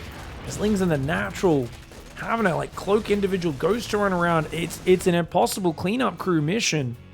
And we now have 13 Corruptors with 2-1 upgrades that can do very well against these 10 Liberators. There's enough Banelings to roll over the Ghost Marine at the same time. It could just be like one army engage head-to-head. There's no planetaries or amazing Widowmine shots. It's just game over. And that's what Serrel's going to look for here, no doubt. I think he can go for it. Parasitic Bomb, and then he just runs away. Double Parasitic Bomb, runs away. Beautiful move. Gets 1 lib, gets 2. He's going to do some more damage over here as the Liberator runs over to get that splash on his friendos. Borrowed Lings blocking the base. This is what it feels like to get picked apart, guys. Oh, nice hatchery focus. Almost gets it, but not quite. Q is fighting his heart out, as he should be, dude. As he should be. I think this was, like many Serral series, and many Kua versus Serral series, it does end up in the 4-1 that it's looking like. It's going to be a much closer series than that scoreline would tell you. And he's going to max out, dude. He's going to max out with an amazing... Dude, if Kua gets like a really sick fight against Serral, there's a chance. Serral has a lot of Hydras. 9 Hydras, 47 Banes, 86 Zerglings, 17 Corruptors, a couple of Vipers, 1 Lurker. Lings continuing to find mass mule damage on the right side. There's not many orbitals in this game, is there? There's only 5, so those do not replenish quickly. Ling Corruptor going to go to this left side. Hatchery's going to cancel at the last second. And Ling Corruptor will take out the Medevac. Nicely done. 3/3 Adrenal Zerglings, pretty powerful. Corruptor's going to fly in there. Could try to do wee-wee with the Corruptors on some buildings, potentially. Very technical way to finish the game. Trying to finally click these changelings. He's like, oh, it's just not worth clicking on everyone, is it? Because the Lings are in the left. Night Swim tried to go up. Looks like it's back up on that left side. Lings focusing down anything they can get their claws on. Grubby little claws. Oh, he's gonna catch him. There we go. The moment he was waiting for. Corruptor's dive on top. Double parasitic bomb. Serrel smashes the Liberators. The Banelings chase into the bio. He was such a patient hunter, waiting for the moment to present itself, and he finds him, stumbling into him. He caught him. Came from upwind or downwind. Came from downwind of Cure. Cure did not smell him coming. Gets all the air units. Pulls back. Remaxes Ling Bane. He's ready to overwhelm now. Like, most players would just look for the win, but this is where Serel will shave his opponent down. Serel doesn't take bad fights. Very rarely does he take bad fights. He's all about taking the correct engagements, whether he's winning or losing. A lot of people, efficiency is something they rarely think about in StarCraft. It's just, will this win the game? Will this lose me the game? It feels like at every moment, Serel is calculating how efficient he is being. Is this the best engage I could possibly take? There is no wasted resource. And at the end of that game, despite Cure making him work for it, he does come out on top. GG, well played. GG, well played, mate. Congrats. Hello. Thank you. Hey, good play, man. Really good play. Obviously, very tense games. I'm sure. Let's go back to the start of the day, if you don't mind. You had Dark. It's a big match. He's obviously a guy. You guys always have really close series. But then he also took out your boy, your friend, your teammate yesterday, Rainer, in a really close match. After watching that match, did you have like a special plan in mind, or like did you feel like he's just gonna play different against you? Well, I did watch the games obviously, but I mean, you couldn't really get much out of them. It was pretty standard stuff for the most part. I guess I just kind of play. I mean, CVC is always the way. I didn't really have any massive builds planned or anything. I just kind of went with the flow. I think most of the builds went pretty nicely. I always all into pretty weak or like greedy strategies or not very strong defensive strategies at least. And yeah, I think it went fine, but I didn't have any major plans going for it. Cool. Yeah, I mean, in a series like that, there were a few games where you called out his greed, which was really nice, right? The Mutalisk versus Mutalisk game, he was trying to go 5 days. What mic am I using actually right now? I had no clue. Okay, so GG, dude. Yeah, so you were saying you caught him out a few times with your all-ins when he was being greedy, that sort of stuff. So like the build orders, went pretty good, went with the flow. So you had the Mutalisk versus Mutalisk game. You got him. He was going like 5 base, 80 drones. You just stopped at 66 drones. And you also had open melee. So you were more geared up for, I guess, like a better Mutalisk style. You also went Carapace first. Do you feel like that's the better way to play? Stay lower on drones in Mutalisk versus Mutalisk and be aggressive because it's too hard to like defend so many bases? Or do you think he just made a positional mistake in the Mutalisk versus Mutalisk game? Well, I mean, it's hard to say. I think his biggest mistake was going for the missile attack instead of Carapace because we had similar muta numbers there. Yeah, I mean, I don't really see a massive reason to go too high on the worker count since gas is the limiting factor anyways. And yeah, I guess maybe you will get eventually more links, but I think, I mean, I'm not the most experienced muta versus muta player, I tell you that much, but usually I don't think more drones really does too much. Yeah, I mean, I don't think we've had a strong muta versus muta meta in ZvZ for like a decade, so it's not very common, is it?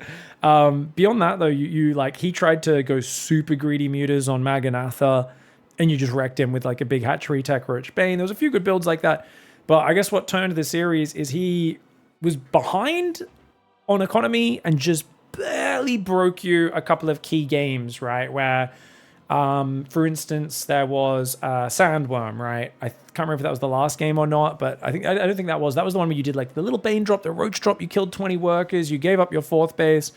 What would you do different in that game? Do you have to build spine crawlers? Is it micro, fight him further out so you have more room to start a step backwards to buy time? Like, I'm always confused in games like that. I feel like I need 5-10 minutes in a replay looking at the engagements to really figure out what you could change.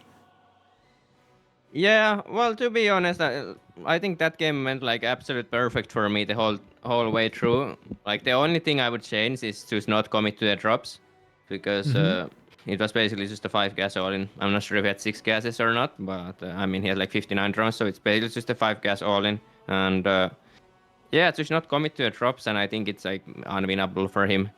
Usually, from my experience, it always this game was obviously a little bit special with him starting with the Link Bane pressure, or pretty pretty much all in with the Link Bane. To be honest, he committed so much to it that his timing was a bit late. But I'm so used to when I get +1 roads all in that my Dropper Lord 7 even left the base yet when I see it coming.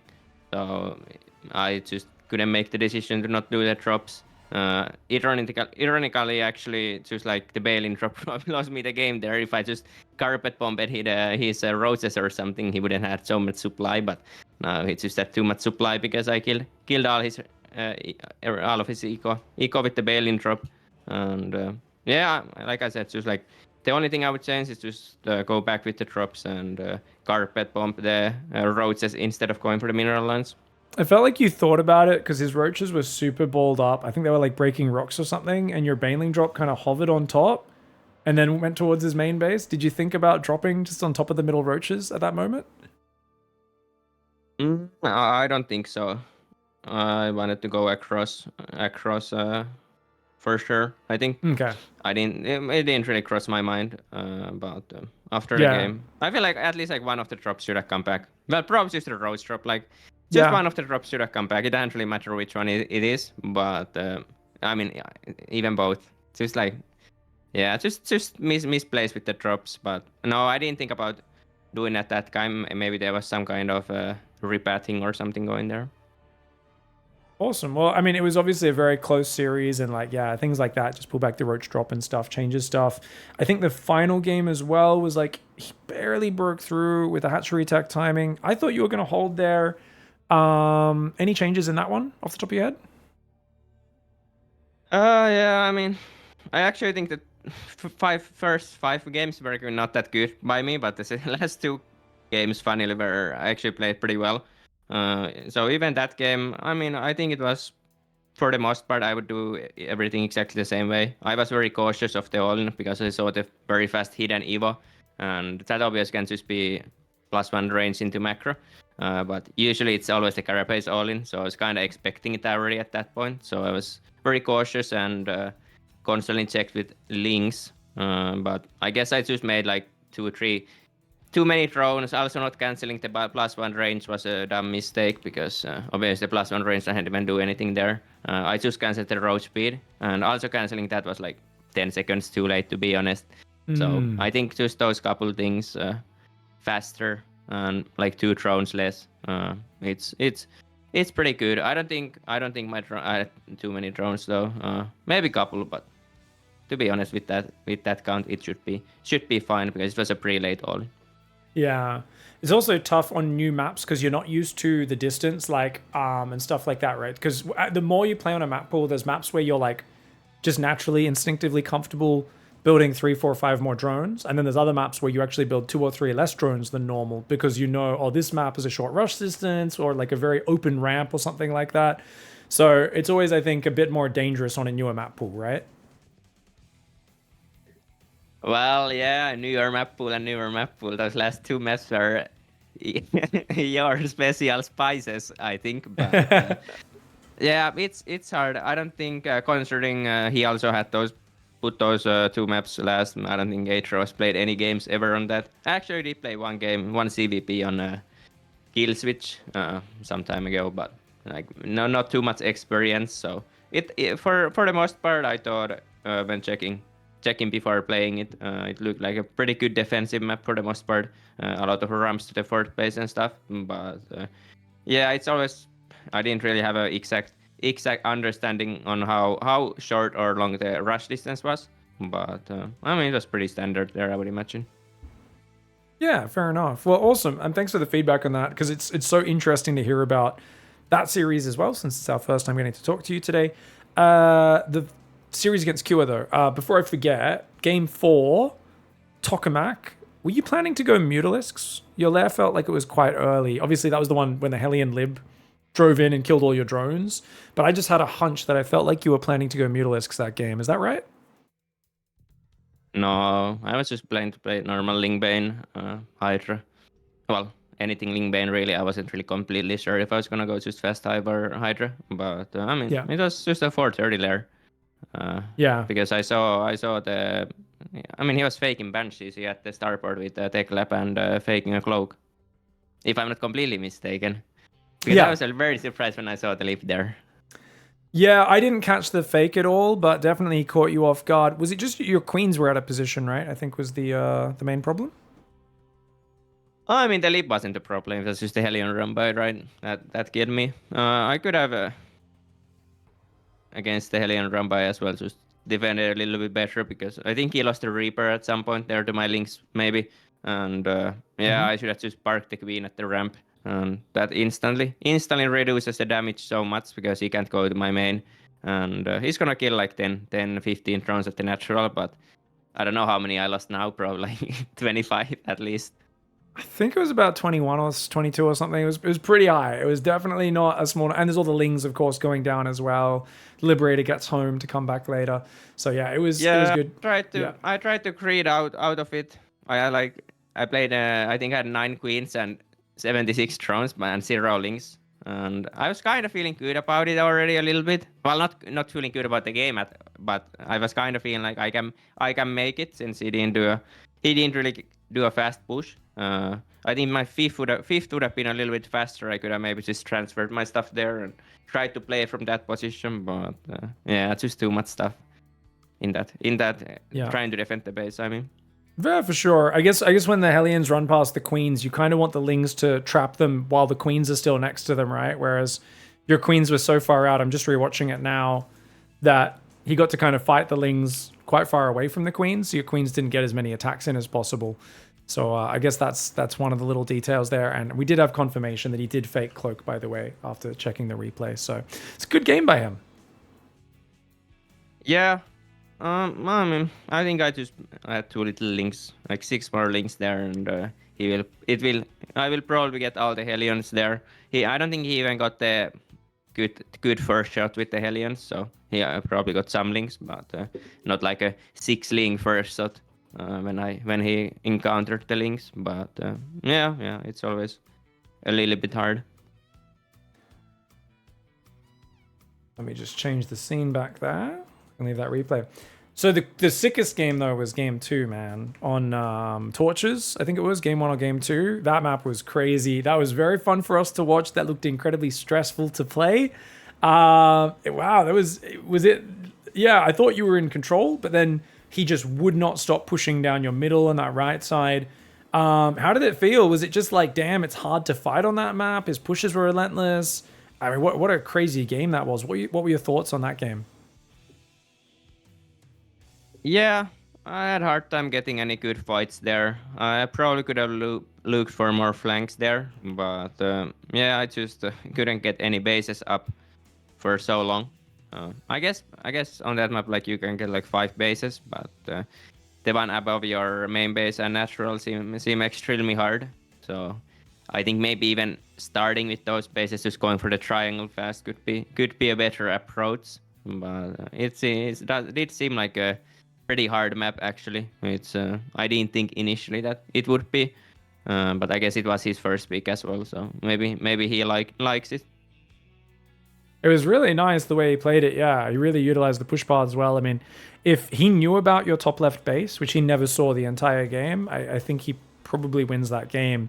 Because obviously you can't really defend the top left very well. So that was pretty exciting for him. I think, you winning that map is like a really big turning point in the series because he did so many good things in it and you still held on. So I think that definitely was a point where this might be like a 4-3 or something otherwise if you drop that map. So GG, well played, man. Really good hidden base.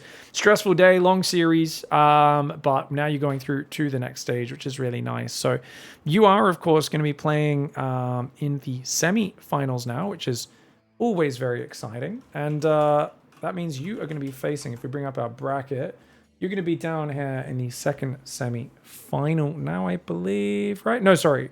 Yes, second semi-final. So you're going to be, of course, playing against the winner of Clem and Hero in your semi-final, whilst the Bunny Mana is going to play the loser of that match, and they'll go over to the other side to face Dark. So any favorite person we want to play here, Clem or Hero? They're both really hard matches. What are your thoughts on either of those?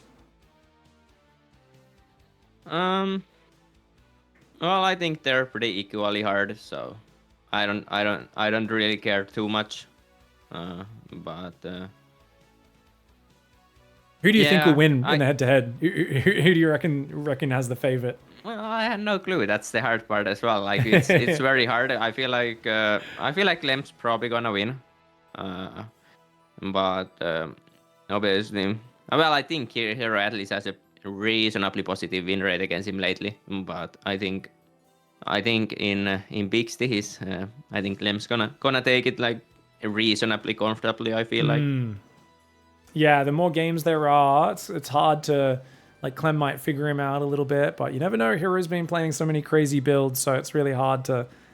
You can't predict a Hero series very well, can you? I don't think. Even his PvZs, you never really know what he's gonna do. He's such a wild man. Yeah, I mean, for me it would be interesting to play against Hero for sure, just because I would like to play against him, just to see how it goes. I think he's very good at the CVP matchup, and I think it would be pretty rough. So it would be a nice experiment at least. Out of all of your memories of you've played, you guys have such history. You and a lot of these guys, you and Clam, you and Hero. Out of all of your favorite moments against Hero, if we flick through the imaginary photo album of your relationship, you and Hero playing StarCraft, how high up in, like, your most favorite memories is you corrosive biling 7 Void Rays at EWC last year? Well, it's not very high because I didn't know I actually corrosive piled the Void Rays. But actually, funnily enough, I just watched that game like 2 days ago or something. I don't remember why. Well, I saw someone talking about it, and I feel like I would have won even if I didn't corrosive pile. His arm was so crap. It was his mass Void Ray with like 4-5 tempers, no? Yeah, but I don't know, man. He was there. They were getting good upgrades. The numbers were pretty big. I think it was still pretty tight. It was still, you still had a pretty good chance of getting him, because I think his opening caught you completely off guard. But if I remember correctly, you snuck down the left of Crimson Court and, like, killed his third. And I think if he defended his third, like, it would have been really hard for you. But once you killed his third and a ton of probes, he was in a pretty bad position, right? Yeah, well, I think he was winning after that as well. But it was like the thing is that those Void Ray, like mass Void Ray armies, there's like 10 Void Rays or whatever, and the opponents used that, I think I had like 8 queens and then I had like 10 Ravagers. Like, the Void Rays can never really fight into anything because the biles just keep zoning them. So they had to always be moving pretty much, and that's not how Void Rays work really. They can't shoot and move at the same time, so... There's like a point where you want to, like, spread the Void Rays out rather than clump them up almost, right? So that they don't, like, all get hit by the same bile, and maybe just eat 1 or 2 biles? Yeah, maybe, but they're still not beating the queens, or at least not very fast. So it's an interesting composition. When those two compositions go against each other always, because technically there's not much for the Void Rays, but the biles are so good there, and then the queens are so good at just tanking the Void Rays because they just tickle them. But yeah, I guess the supplies are pretty close as well, so maybe it would have been a hard win. But I still believe I would have won without the biles. But yeah, it's not something like I said, I didn't even realize it back then when it happened, and Oh, really? I don't know how. I probably didn't realize it before like the tournament ended. No one even told me that. So Oh, wow. Well, because it's all not you really did, a big memory. you weren't even committed. You just poked up the ramp, dropped them on a bile, and pulled back. And then you're just looking at other things, morphing Ravages, doing some injects. I mean, why would you look at it? That's never going to hit anything except the shield battery that it lands on. Except in that one case. Yeah, I just figured out I was more ahead than I thought, but it wasn't the case. Oh, that's cool, man. I think of, like, the old Void Ray meta, 2021, whatever, and, like, Dark would always just be, like, half dead in these games, and then he'd kill, like, 5 of Zest's carriers with corrosive bile or something, and I'd be like, what? Like, this is not meant to happen, man. Against Void Rays, maybe occasionally, like, it at least forces them to move, but yeah, Dark was always famous for, like, killing carriers with biles. Was very funny. Yeah, bile fungal combos are quite common there. Yeah, Rainer got a few big ones on battle cruisers as well around that time. I remember there was like one against Maru where he killed like 6 BCs with a biofungal combo. Very cool. Awesome, man. Dude, great play. I look forward to your matches, which you don't have to play tomorrow, but the day after on the finals day. Best of 7s, best of 9s. Really looking forward to casting your games, mate. Thank you so much for your time. And yeah, I hope you have a really good afternoon, dude. Yeah. Hopefully you have a nice night as well. Thank you so much, mate. Have a good evening. We'll catch you later. GG, well played. Yep. Bye-bye.